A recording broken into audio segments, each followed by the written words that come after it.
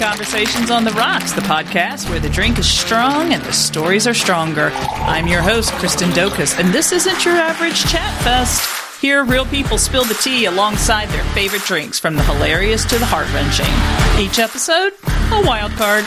You'll laugh, you may cry, but you'll definitely learn something new. So grab whatever wets your whistle and buckle up. It's time to dive into the raw, the real, and the ridiculously human. Let's get this chat party started. Hey everybody, it's Kristen, and it's time for another razzle-dazzle session of Conversations on the Rocks. And today I've got my friend Angela Shoffner McAfee.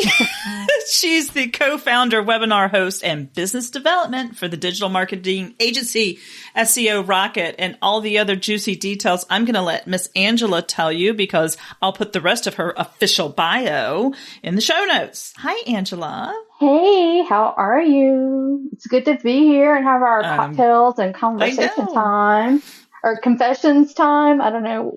We can go with both. We'll see where this goes. I like it. We can do it. Well, one of my clients, the word confessions is in theirs, and they're very similar, like in the initials, like Conversations on the Rocks and Confessions of a Reluctant Caregiver. So I do everything, like by initials, and so I can't keep my own life straight. But so we're taking our second stab at doing this. We tried this last evening, and the internet gods were not very happy with us. So we're hoping that today we are going to be able to get into some juiciness. Angela, tell everybody just a tiny bit about yourself that you may not reveal later. Oh my goodness. Okay. So I am Angela McAfee. And so I am a small business owner. I have owned the digital marketing agency SEO Rocket and been a Rocketeer for 21, 22 years. Like, that's just insane to me that I can put that number on my small business ownership career, and which is nuts for me to say. So that's kind of a big part of who I am and how I am, and what I complain about and am driven by. But also like to garden and have cocktails and conversation, and talk to my elderly neighbors about their gardens. Also love to travel, and I've recently met my inner child. So that's, something fun and exciting. I met that, angry little girl.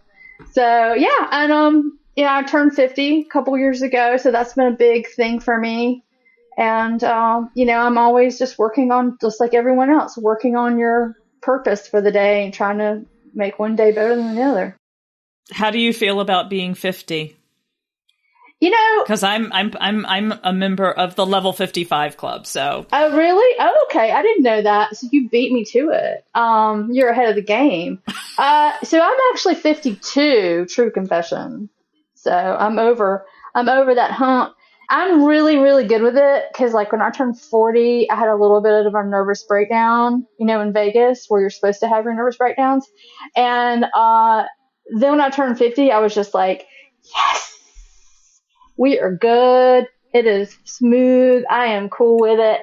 And I'm curious to hear if you like have this same thing, but I feel like when you hit 50, there's like this power, pose, energy that just goes through your mind, body, and soul that says, you know what? I now give zero fucks. I'm in a zero fuck truth philosophy. Be told, I never really did. Right. But when I hit 50, I stopped trying to filter that. Like before then, I would try and temper that.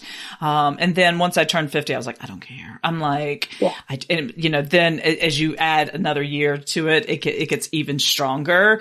And like, I see it sometimes when I'm driving, like I won't call it road rage, but my, it's just that whole, like, I don't care. I am a middle-aged, post-menopausal, 55-year-old woman. Ask me if there are any fucks that I give. None. Yeah. So come at me. Let's go. Right. No, I get it. And I love that power and that energy, because honestly, it's this fantastic, beautiful inner warrior goddess like combination of empowerment and education. And you know what? I've been through it and I've done it and I've come out on the other side and I didn't burn to death in the flames and, bring it. Like, I got it. I'm cool. I'll be good. Like, whatever happens, I'm either going to partially see it coming or I'm going to be good. Right. And I'm kind of peeking at the bookshelf behind you. Did you ever read Untamed by Glennon Doyle? No, but I'm very familiar with her. I have not read any of her works yet. I have heard lots of like podcasts with her. Yeah. Mm-hmm. So I read Untamed shortly. It's a great book. I read it right after my separation, right? And it was just kind of that whole, taking your power back. And, especially, with me, I've got 3 daughters, right? So it's really important for me to, the whole, being married and especially being married and having kids, you tend to lose yourself and you forget, and society makes us that way in a lot. And that whole, even though we know we're supposed to, pour from a full, feed others from your saucer, right? You have to have a full cup, right? Yeah. And so many women just don't do that. They forget that. They put that on the back shelf. And then when you kind of get that freedom, like we're talking about right now, it's like it comes back and there's so much power and energy in that alone. And you sit there and you go, I won't say years that you wasted, but you think of all the things, opportunities that you might have missed because you were so busy caring for others, whether it's spouses, children's, parents, whatever. Yeah. And, but you have to, Kristen, you have to give yourself grace on that because, that cliche of, you can have everything. You just can't have it all at once, especially if you're a woman. Mm-hmm. And you do have so many caretaking responsibilities and having 3 kids and, you've had a business of your own for so long. I mean, there's a lot. So, I think that it is sometimes easy to like look back and be like, damn, I really like missed an opportunity or I should have done this more or I should have given to myself more. But, I think that's you now as you are now in your current elevated position, your current elevated mindset, seeing that, like in hindsight, it looks so different. I think we all feel that way. We may have a regret that it's really just about, at the time it wasn't a regret because you didn't know better. You didn't know any different. You didn't have any different. Right. Your perception was not of that way. So, You were in it. Yeah, you were in it. You were dealing with it. You were present. You were taking care. You were fighting fires, Absolutely. And that's another freeing thing about that is once you realize the other kind of grounding thing about it, hitting your 50s or midlife, wherever that may be, is that you realize that we're over halfway done. I mean, I'm not living to 110. No, right. I mean, so I guess officially now I'm in my autumn. And when you go, you're like, shit, I better take advantage of it now because as I like to say, it's like, I will never be cuter or younger than I am today. Yeah, exactly. A friend of mine told me that too. She's like, you'll know. Yeah. And, basically, girl, it's the halftime show. This is what we're having here. We're like J-Lo on our stripper poles, looking fabulous, having our halftime show with, like a ball field of children in cages. Absolutely. That's the time of our life right now. As I've talked to some of my girlfriends, it's like, this is not our mother's 55. No, no. Not our mother's 45 either, to be honest. Yeah. You're right. You're absolutely correct. So, I mean, there's a lot of fun empowerment in that. Your experience as a female business owner, how has that been, especially here, we'll say the last 10 years? Oh, gosh. So the last 10 years have been really interesting to me for a couple reasons. First, obviously, I'm maturing. I'm being seen, as slightly older than the norm. There are new college grads being dumped out every year. And then things change, like in the digital marketing space. You and I are both in that digital marketing space. Like it changes so much. And it's very youth oriented in many ways.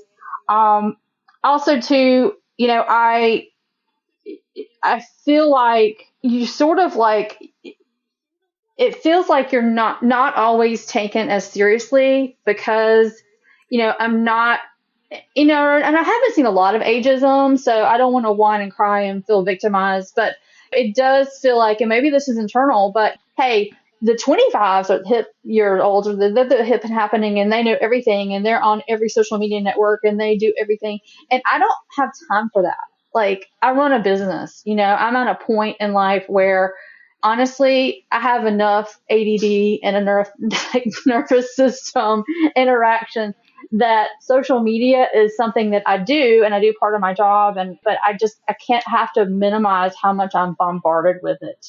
So sometimes I feel a ton of pressure to like stay in the know on everything and every platform. And there's just like so freaking much. Like I've got work to do.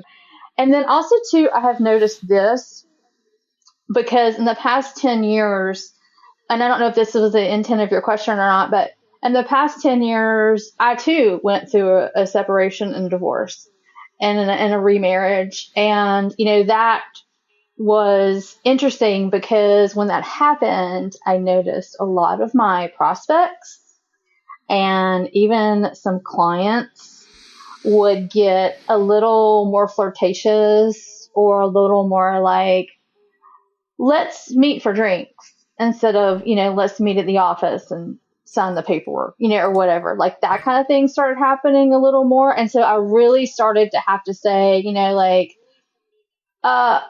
I showed up for a business meeting, not a date. You know what I mean? Like I'm not going to date my clients. Yep. I'm not going to date my prospects, and it was, and I was able to handle it, but it was a surprise and it was a little creepy too, to be honest. It's unnerving when that happens because I certainly have never done that to any of my male clients. Certainly never like say, hey, let's meet for a business thing, and it not really be a business thing, or I didn't have like or I had a different intention, I would not do that. So that was been unnerving for me. It's like, oh great, something I have to deal with. Thanks. I don't want to have to deal with that. No, and it's just kind of crazy that, and I can't say that they wouldn't do that to a man because they would. Think, with men, that's where so much of their business gets done is over cocktails or golf, right? However, you're right. When you're married, they're not going to turn around and, if you're married and they're married, they would never once think of saying that. It's always going to be in the office, top of the line professional. Yeah. And it's like, where did this line get blurry? Like, I didn't blur it. Right. I'm just living my life. Like, same old. So we're on the protocol is the same. Yeah. Yeah, I know. And it's like, you kind of ask yourself like, wait, did I give off a vibe? Because I'm not even feeling open for business at this point. Like that was a point in my life where I was just like, I'm not looking to date. And so I don't even know where you pick that up from, or they just think, oh, yeah. Like I think that, I feel like some guys, especially when guys separate, I've noticed this, and tell me if you see this too, like, with my girlfriends, if they get out of a big, heavy, hefty relationship or marriage, as they're getting out, they're like, screw this. I'm taking, years to be, on my own, to travel, to spend time with my friends and my family and, do whatever. I'm going to take a vow of celibacy. I'm become a nun or a lesbian. Like, I'm going to do one of those things, if they weren't one of those things already, they're like, I'm going to take this, this vow. I'm just going to go this direction for a bit. And, we're swearing off men, done with that, more trouble than they're worth. And then it seems like with guys, it's the exact freaking opposite. It's like, I'm out. I told my wife 10 minutes ago that we're on a break. So who wants me first? Like they kind of have that attitude of, who gets first. And it's crazy. But here's something that I definitely noticed, and going along with what you're saying, because I agree with you. Most women, it really depends on how they fall on the attachment thing. But the majority of men in that midlife can't be alone. Yeah, they can't be alone. Absolutely. No.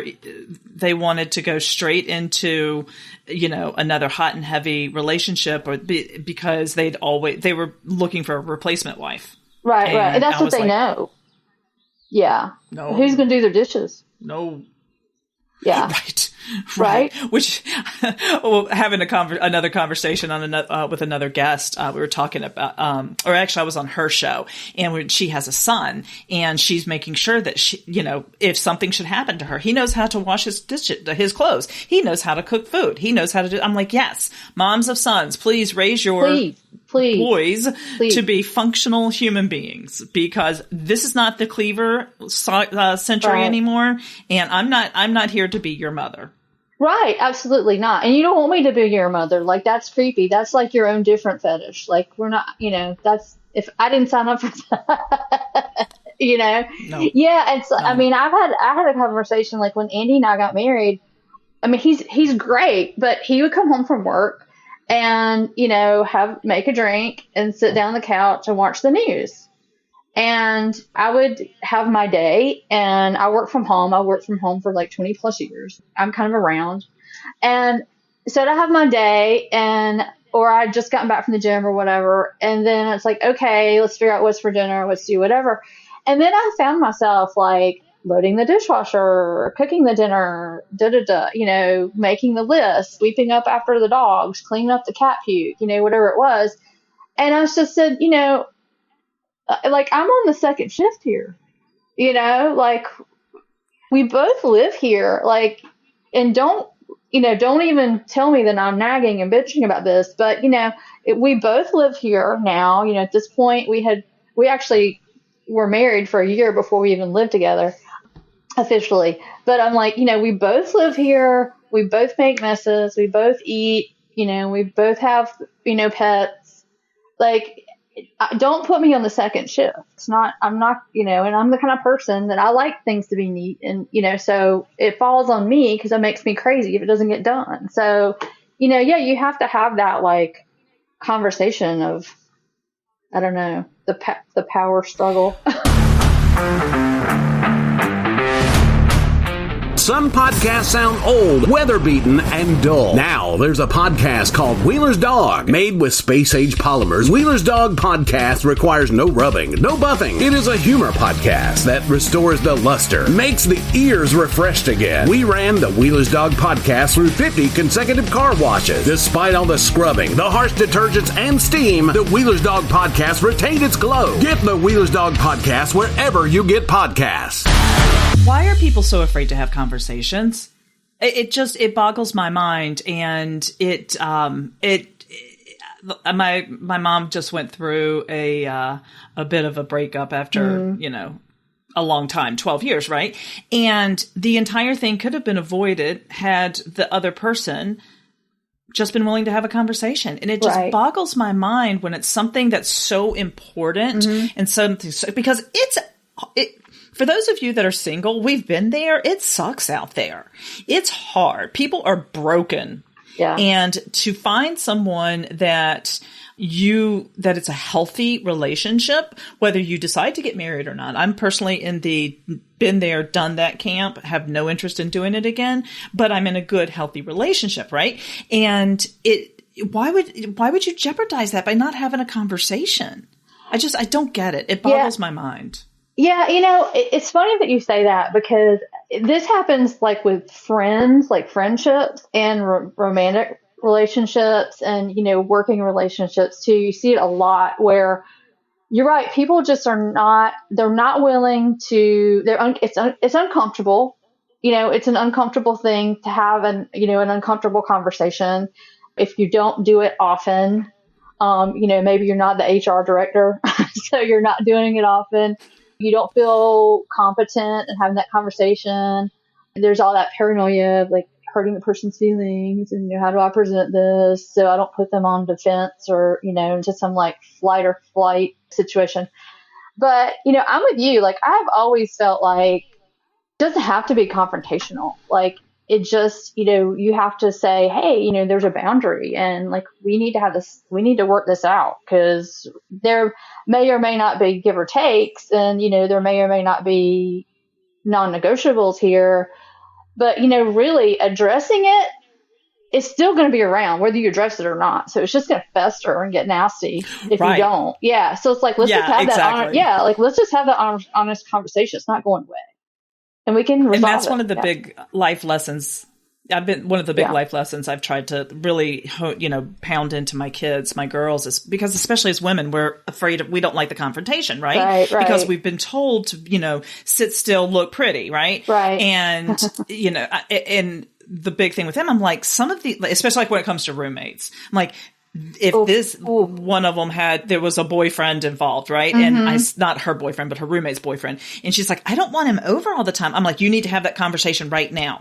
I said, those are the conversations you have to have at the very beginning. I said, because if you don't have them at the very beginning, it's going to get even more awkward to have the conversation. Absolutely. I said, so those are the kind of conversations you have to have before you even get into any kind of situation or relationship like that. Same thing like with couples and money, right? Do we do we combine our finances? Do we have separate bank accounts? You have to have those in the beginning, not halfway through, because halfway through, then everybody's all, oh, I don't want to ruin the illusion. Yeah, no, totally. I get it. I don't know. I just feel like, and that's another thing too, with like the 0F policy. It's like, that's really about a couple things. It's like self-empowerment, just maturity, like lessons that you've learned, and boundaries. And like that roommate situation, it's like, set the boundary. I don't feel safe with this person here all the time. I didn't choose to have this person as a roommate, and they're practically a roommate, and they're clogging up our privacy, and doing whatever, eating my food and leaving the toilet seat lit up, or whatever it is they're doing. It's like, I didn't choose that. That's not what our agreement was here.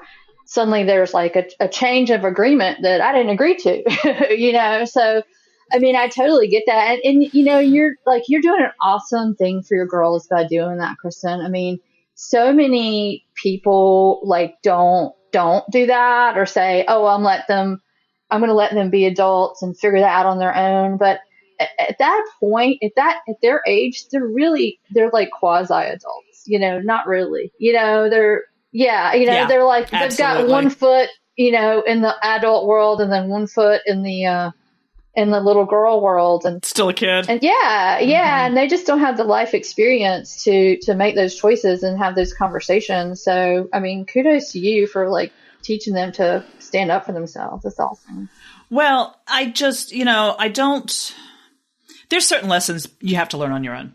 I can tell you 100 times, and but certain things you have to learn. I've always had this little saying. It's like, everybody needs to have their electricity turned off once to learn that lesson of, I can't just blow my money at the bar. It's like, and so those are the kind of lessons you just have to learn on your own. But there's others that you and I, as Gen X women, have struggled with. And especially, and seems like I have this conversation with every woman my age, is because, our mothers really did a good job of setting the stage, but we were the ones that really stood on the stage. But kind of like you were talking about 1 foot in the adulthood and 1 foot being a little girl. Yeah. It's the same thing is, we had 1 foot in the boomer and 1 foot, there. And so I think we definitely learned a lot of lessons for those next two generations. And those are not ones I want you to live your whole life struggling with. Yeah. No, I love that you say about the Gen X thing, because I feel like I don't know, I'm proud to be a Gen Xer. I think it's cool. I'm happy. I don't really know how to be any other way anyway. But, I feel like that our generation, as far as women go, we're pretty strong and resilient. We were the latchkey kids, that whole thing. I do a lot of self-development podcasts, like you mentioned, Glennon Doyle. I've heard some of hers. I'll have to read her book. And a lot of the conversation is about your nervous system and calming your nervous system and regulating your nervous system. And literally, I mean, it's just been the past year and a half, I've been nervous system? What do you mean? That's what's that have to do with that? I mean, that's just like my circulatory system, like it just a thing. It's just a physical thing. You don't really think about it. Like, we're just like, no, like something happens, you deal with it, you move on, you handle it, you regret it, or, are happy, are happy for the way you handled it, proud of yourself, or learned a lesson at the very least, and you go on. You never really think, like in our generation, I feel like we never really like took time and like took space and slowed down to even think that was a thing. Like, we don't, mental health, I mean, like, that's something that we don't dwell on, Yeah. And I learned actually a lot of that when I was dating, and what little dating I did, but the whole I've learned sometimes you have to sit with yourself. You have to sit with your feelings. If something, if you get that like knee-jerk trigger reaction, it's like, okay, let's pause. Let's check exactly what you're saying, that whole nervous system. Why am I feeling this way? What is it about it? And, I was able to do that once I learned how to do that, almost like self-regulating. Mm-hmm. Yeah. Absolutely. It's very calming. Yeah. And you find that you're not as anxious over the things, right? Right. Why am I feeling this way? What about this situation, set me off? Luckily, those things don't happen that much anymore because of that IDGAF. Yeah, right.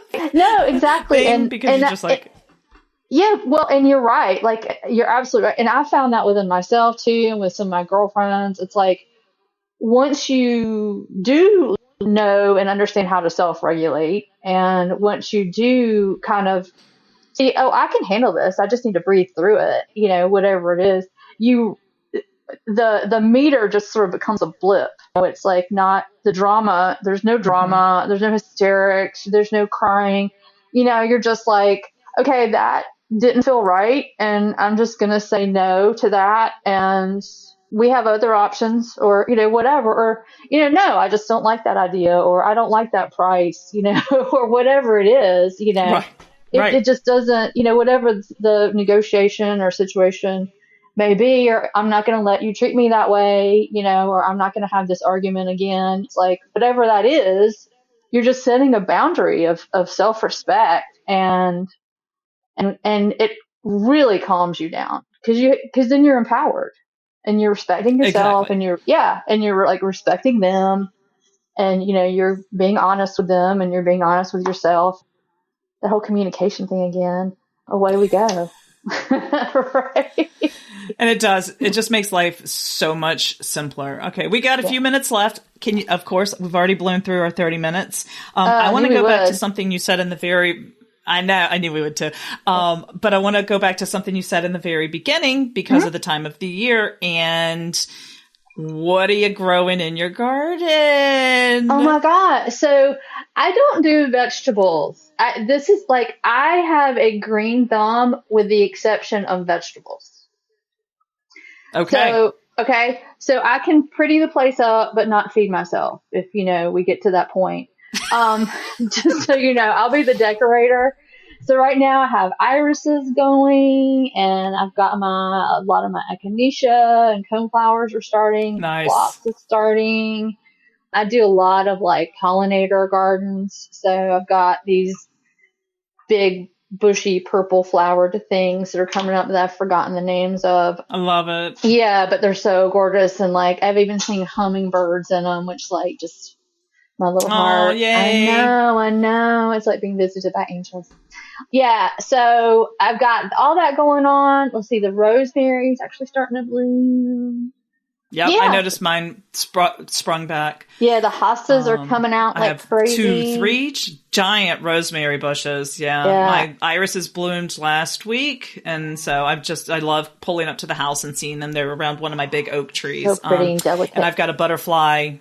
Yeah, I've got a butterfly garden, and I have a large space in front of the house that I keep trying. My goal is, and you'll love how I try to do this, is I would love it to be like an English garden out front because it's very deep. Oh, I'd love to see that. And so pretty much every year I just go out and throw out seeds to see what takes. And it's actually starting to, so I have no idea what's out there. No idea whatsoever. And that's what I wanted. I just wanted to be like, let's just throw it out there and see what happens.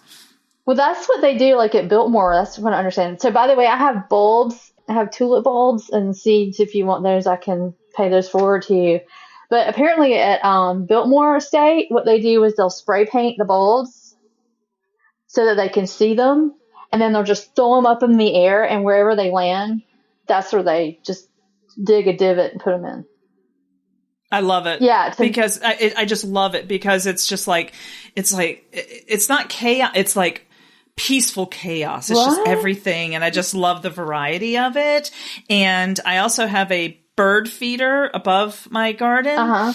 And I swear, and for some reason, I guess the sunflower seeds are too big for the birds. And I swear to God, if I don't end up with an entire bed of sunflowers this year, I'm going to be really bitter because I cannot tell you how many sunflower seeds are in my garden. Oh, really? Oh, those are such, are they all different kinds? Last year, I ended up with like the random stalk of corn. That's bird poop is what that is. Yeah. Yep. That's exactly what it was. That's exactly what it was. A little gift from the heavens. Yeah, but I'm just so happy. Yeah, I know. But I'm ready for the pollen to be gone. I've been on a strike with washing my car because I'm like, why? Why should I bother the next day? It's just as thick and pollen. But I think we're almost to the end, so I'm excited. Yeah, it does feel like it. Definitely happy for the warm weather.